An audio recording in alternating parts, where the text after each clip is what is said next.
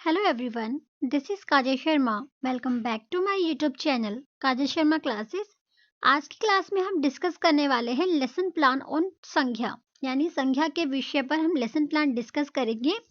Video start करने से पहले आपको एक बात क्लियर कर दूं, ये लेसन प्लान जस्ट आपके आइडिया के लिए है। आप चाहें तो इसमें कुछ पॉइंट्स ऐड भी कर सकते हैं, जो कि मैं बीच बीच में आपको बताते चलूंगी कि कहाँ पर आप ऐड ऑन कर सकते हैं अपने अकॉर्डिंग। आप ये समझ लीजिए कि ये लेसन प्लान एक तरह से आपके आइडिया के लिए है, एक ड्राफ्ट है। आप इसमें अपनी तरफ से भी कुछ क्रिएटिविटी ऐड कर सकते हो। तो चलिए स्टार्ट करते हैं। फर्स्ट पॉइंट है, आप जो देख सकते हैं, सबसे पहले हमें लेसन प्लान में कुछ बेसिक इंफॉर्मेशन ऐड करनी होती है, जिसमें सबसे पहले आप बताएंगे आपका विषय क्या है, यानी किस टॉपिक यानी किस सब्जेक्ट के ऊपर आप लेसन प्लान प्रिपेयर कर रहे हो। ऑब्वियस सी बात है, हिंदी के ऊपर हम लेसन प्लान कर रहे हैं। नेक्स्ट है उपविषय। उपविषय मतलब इंग्लिश में बोले तो टॉपिक को उपविषय कहा जाता है। टॉपिक है संख्या। नेक्स्ट यहाँ पर जो हमारे प्यूपिल टीचर हैं, यानी जो भी स्टूडेंट लेसन प्लान प्रिपेयर कर रहे हैं, जो प्यूपिल टीचर है उनका रोल नंबर मेंशन करना होता है। कक्षा कौन सी है, यानी किस क्लास के अकॉर्डिंग आप अपना लेसन प्लान प्रिपेयर करते हो। एंड यहाँ पर एक और पॉइंट जो कि ऐड होगा वो यहाँ पर मेंशन नहीं है, उसमें होता है ड्यूरेशन, यानी कितने समय के लिए, कितने टाइम के अकॉर्डिंग आपने लेसन प्लान प्रिपेयर किया है। सपोज कीजिए आप जो लेक्चर लेते हो वो 40 मिनट का है, 35 मिनट का है, उसी अकॉर्डिंग आप अपना लेसन प्लान प्रिपेयर करोगे। तो स्टार्ट करते हैं। फर्स्ट हेडिंग है सामान्य उद्देश्य। छात्रों को हिंदी भाषा सीखने के योग्य बनाना। एक होता है सामान्य उद्देश्य और एक होता है व्यवहारगत उद्देश्य। सामान्य उद्देश्य बेसिकली सब्जेक्ट के साथ रिलेट करता है, और जो व्यवहारगत उद्देश्य है वो टॉपिक के साथ रिलेट करता है। तो सामान्य उद्देश्य का फर्स्ट पॉइंट है छात्रों को हिंदी भाषा सीखने के योग्य बनाना। जब छात्र हिंदी पढ़ेंगे तो ऑब्वियस सी बात है कि वो भाषा सीख पाएंगे। छात्रों को व्याकरण के नियमों का ज्ञान कराना, छात्रों को भाषा के शुद्ध रूप की पहचान करवाना, और लास्ट है वर्णों की उत्पत्ति व शब्दों के विभिन्न रूपों से परिचित कराना। नेक्स्ट है व्यवहारगत उद्देश्य, जिसमें फर्स्ट है शुद्ध उच्चारण के साथ मौखिक पठन पाठन कराना, यानी जो स्टूडेंट्स होंगे, जो छात्र होंगे, उनका उच्चारण भी शुद्ध हो पाएगा और वो मौखिक जो पठन पाठन है वो भी कर पाएंगे। नेक्स्ट है कठिन शब्दों का अर्थ बताना। जो हिंदी जैसा विषय है वो इतना इजी भी नहीं होता, कुछ स्टूडेंट्स के लिए वो काफ़ी टफ होता है, लेकिन संज्ञा सर्वनाम जैसे टॉपिक को पढ़ने के बाद जो कठिन शब्द है उसका अर्थ बताना छात्रों के लिए आसान हो जाता है। नेक्स्ट पॉइंट है संख्या को उसके उदाहरण के माध्यम से बताना। जब स्टूडेंट्स को संख्या टीच की जाएगी, उसके बाद जो स्टूडेंट्स के व्यवहार में चेंज आएगा वो ये है कि जो छात्र है वो संख्या को उसके उदाहरण के माध्यम से बता पाएंगे। नेक्स्ट है शब्दों का सही प्रयोग व चयन करना। नेक्स्ट पॉइंट है शिक्षण सहायक सामग्री। शिक्षण सहायक सामग्री मीन्स की टीचिंग लर्निंग एड, यानी जिन टूल्स की हेल्प से टीचर आपको टीच करते हैं उन्हें शिक्षण सहायक सामग्री बोला जाता है। फॉर एग्जाम्पल, जब टीचर चॉक की हेल्प से, डस्टर की हेल्प से, ब्लैक बोर्ड की हेल्प से पढ़ाते हैं स्टूडेंट्स को, तो उसे बोला जाता है शिक्षण सहायक सामग्री। यहाँ पर आप ऐड कर सकते हो चार्ट, मॉडल, जिन भी एड्स की हेल्प से आप पढ़ाएंगे स्टूडेंट्स को, आप ऐड कर सकते हैं यहाँ पर। नेक्स्ट है पूर्व ज्ञान अनुमान। जब आप एज अ टीचर स्टूडेंट्स के लिए लेसन प्लान प्रिपेयर करते हो तो आपको पता होना चाहिए कि आपके स्टूडेंट्स को ऑलरेडी कितनी नॉलेज है। छात्रों को पूर्व कक्षा से वर्तमान विषय पर संख्या की जानकारी होगी। आप इस पॉइंट को समझिए। सपोज यहाँ पर हम 8th क्लास के स्टूडेंट्स के लेसन प्लान प्रिपेयर कर रहे हैं, तो हमें पता है जो स्टूडेंट है वो 6th क्लास में भी संख्या पढ़ के आए होंगे, 7th में भी पढ़ के आए होंगे। तो आपको इतनी नॉलेज बेसिकली हो, आपकी इतनी अजम्पशन हो कि छात्रों को कितनी पूर्व नॉलेज है, देन आपको उसके आगे की नॉलेज स्टूडेंट्स को देनी है एंड प्रीवियस नॉलेज से उनकी नॉलेज को कनेक्ट करना है। नेक्स्ट है पूर्व ज्ञान परीक्षण, यानी आप उनके पूर्व ज्ञान की, जो उनकी प्रीवियस नॉलेज है उसकी टेस्टिंग करते हो, और टेस्टिंग करने के लिए आप कुछ क्वेश्चंस पुट करते हैं। लाइक आपने पूछा संख्या किसे कहते हैं, संख्या के कितने भेद होते हैं, यहाँ पर आप एक कॉलम और ऐड कर सकते हो, यहाँ पर आप स्टूडेंट्स के आंसर्स को भी ऐड कर सकते हैं। नेक्स्ट है उप विषय की घोषणा। उप विषय की घोषणा मीन्स कि आप इस स्टेज पर आकर आप अपना टॉपिक अनाउंस करते हो कि आज हम संख्या के विषय में अध्ययन करेंगे। नेक्स्ट आ जाते हैं प्रेजेंटेशन, जिसको हिंदी में प्रस्तुतिकरण कहा जाता है। छात्रों के पूर्व ज्ञान को नवीन ज्ञान से जोड़ते हुए चार्ट को दर्शाते हुए अपने टॉपिक को प्रेजेंट करते हैं, यानी विषय को प्रस्तुत करते हैं। नेक्स्ट है प्रेजेंटेशन, यानी जब आप स्टूडेंट्स के सामने प्रेजेंट करते हो, प्रस्तुतिकरण करेंगे जब टॉपिक को, तो उसमें 4 कॉलम आपको बनाने होते हैं, जिसमें फर्स्ट कॉलम है शिक्षण बिंदु। शिक्षण बिंदु मीन्स कि जो जो पॉइंट्स आप स्टूडेंट्स को कराओगे इस कॉलम में आपको मेंशन करने हैं। नेक्स्ट है छात्रा अध्यापिका क्रियाएं। यदि आप एक गर्ल है, यानी आप एक फीमेल है, तो आप छात्रा अध्यापिका लिखेंगे इस कॉलम में।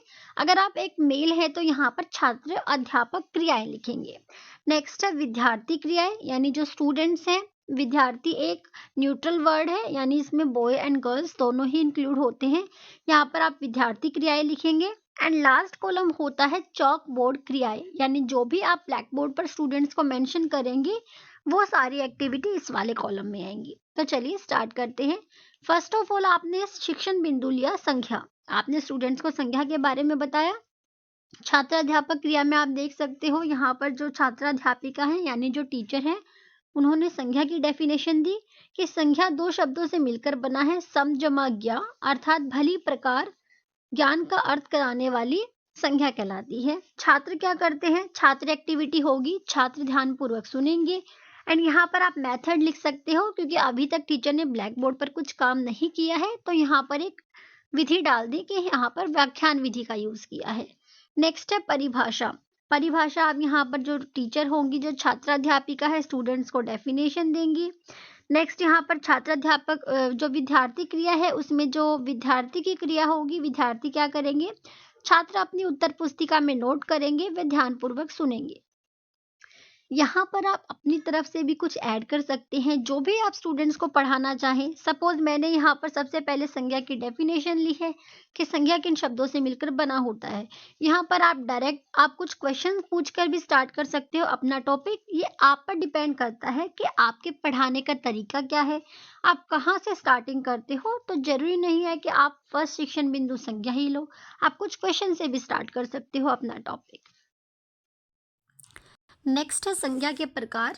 शिक्षण बिंदु लिया है संज्ञा के प्रकार। छात्राध्यापक क्रिया, छात्राध्यापिका क्रिया में क्या होगा? यहाँ पर छात्राध्यापिका स्टूडेंट से पूछती है कि संज्ञा के कितने प्रकार होते हैं, बताइए बच्चों, क्या आप जानते हो? यहाँ पर टीचर ने क्वेश्चन रखा है स्टूडेंट्स के सामने, और एक क्वेश्चन ये भी रखा है कि कौन कौन से प्रकार होते हैं, नाम बताइए। तो यहाँ पर कुछ स्टूडेंट्स ने 5 बोला और कुछ छात्र मौन हैं, तो यहाँ पर आप स्टूडेंट एक्टिविटी लिख सकते हैं, यानी विद्यार्थी की क्या क्रियाएं होंगी।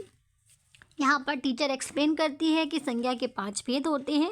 एंड चौक बोर्ड एक्टिविटी में आप लिख सकते हो कि आपने यहाँ पर शामपट व चौक का इस्तेमाल किया है, बोर्ड पर कुछ भी लिखकर, या कोई डेफिनेशन लिख दी, या फिर मान लीजिए आपने संज्ञा के भेद भी यहाँ लिख सकते हो, यानी आपने चौक बोर्ड एक्टिविटी में संज्ञा के भेद लिख दिए। नेक्स्ट शिक्षण बिंदु है व्यक्तिवाचक संज्ञा।